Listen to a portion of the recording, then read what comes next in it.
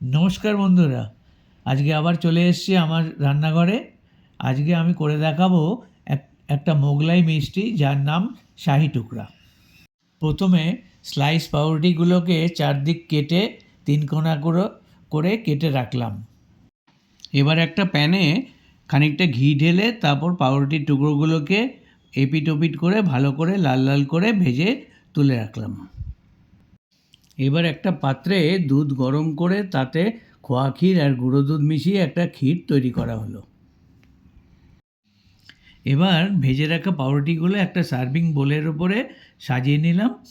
তারপরে তাতে খোয়া ক্ষীর যেটা বানানো হয়েছিল ক্ষীরটা, সেই ক্ষীরটা তার উপরে আস্তে আস্তে সাজিয়ে ঢেলে দেওয়া হলো।